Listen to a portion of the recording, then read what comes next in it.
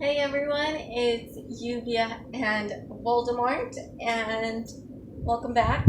As you can probably guess by my non professional setup, I'm back in New York, and it's really sad that I can't use my professional setup anymore because I already know I'm gonna miss it. And as an actress, there isn't anywhere here that I can really film like my self tapes and stuff and make them all professional, so that kind of sucks. But I'm back in New York and quarantining for the next 2 weeks, and yeah, enjoy Voldemort's cuteness because that's always a plus. Anyway, today I am here to discuss or review If It Bleeds by Stephen King, and this is my physical copy. This is a digital ebook that I purchased. So this isn't one of those times in which I'm just showing you the picture because I have the physical copy somewhere else. No, this is, as I gracefully slam it down on my leg, this is my digital copy. And so I wrote a written review about it, and I'm going to go ahead and do a verbal review about it. So If It Bleeds by Stephen King is his latest anthology. It contains 4 short stories. And Stephen King's short stories specifically are hit or miss for me. I've enjoyed the majority of his actual novels that I've read. I can't think of one that I didn't enjoy. But his short stories, those are hit or miss for me. I've read 2 anthologies before this one. The one I specifically remember is the one that contained Rear Window, and I think I only liked Rear Window from that anthology, and everything else did not like. So yeah, his short stories a little bit hit or miss for me, and in this one I liked the majority of them. There was one, I'm not going to say that I didn't like it, it just didn't have an impact on me. When I was thinking about how many of the short stories I read, I was like, oh, this is the 3rd one, which means it's the last one and I'm done. And I had completely forgotten that I had read 3 before instead of 2 before. So yeah, anyway, so I'll get into a little bit more detail about each of the short stories. Opening up this anthology is If It Bleeds. No, that's the name of the anthology and the 3rd book. Sorry, no. The first short story is Mr. Harrigan's Phone.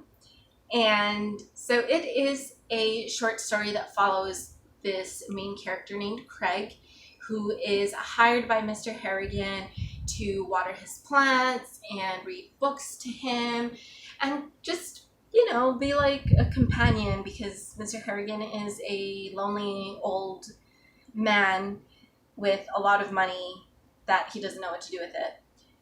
So he hires Craig and they end up befriending each other.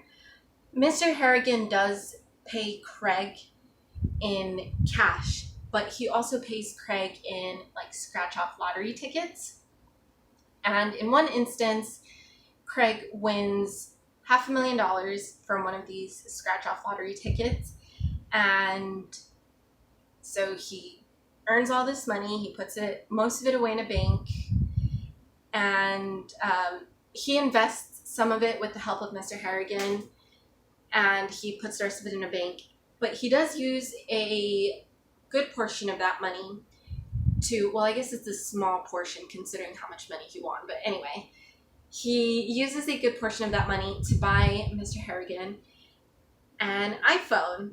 And at first, Mr. Harrigan is kind of hesitant. He doesn't want this iPhone. He's kind of just doesn't see the point in having one. And then Craig shows him that he can look at his stocks and invest in his stocks, and everything stock related is found on that iPhone. And so Mr. Harrigan agrees to keep it. Mr. Harrigan ends up passing away because he is an extremely old man.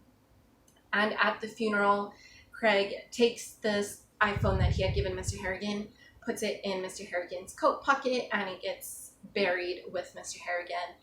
And having befriended Mr. Harrigan, Craig starts to call this number occasionally just to hear Mr. Harrigan's voice from his voicemail message. And it turns out that Mr. Harrigan has ways of helping Craig out whenever he's in need of help from beyond the grave. So it was nice and spooky, and I enjoyed it. The second short story was The Life of Chuck, or maybe it was just Chuck. See, I can't even remember it. I can't even remember the title of it. So this is the one that it wasn't bad. It just left no impression on me whatsoever. And essentially, the end of the world is upon us. And as the world is ending, there's a ton of billboards and commercials and just any kind of advertisement you can think of popping up thanking a Chuck Krantz for all his work. And we find out who Chuck Krantz is, and his life essentially ties in with the end of the world. Don't know. Like I said, didn't really leave much of an impression on me. That's what I remember. That's the gist of it. If It Bleeds is the third one and the title story, and it stars Holly Gibney, which I don't know who that is, but she's a character in some other of Stephen King's work. The only reason I know that is because Stephen King mentions this in his acknowledgement section. And it was good. Wasn't my favorite, but it was good.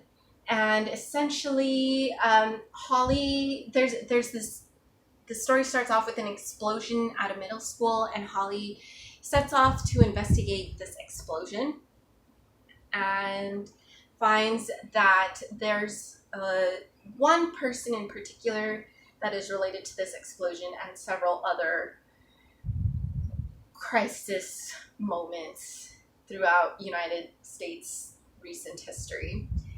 And that's all I want to say, because I don't want to go into spoiler. The last one is Rat. I really enjoyed that one as well. It's about this writer named Drew who is trying to finish a novel. He's started writing it several times, has never been able to finish it. So finally he goes up into his father's cabin to spend a few weeks in isolation and try to get the story finished. And this extreme snowstorm, and he gets sick. All of that threatens to not help him finish this story, this book that he wrote. And so this rat that he saves from death appears, and he strikes a bargain with this rat. And that is all I'm going to say, because I don't want to spoil that one. But it was also very interesting. So overall, I did enjoy this anthology, and I recommend that you check it out for yourself. If you have read it, if you do check it out, let me know what you think in the comments below, and I will talk to you later.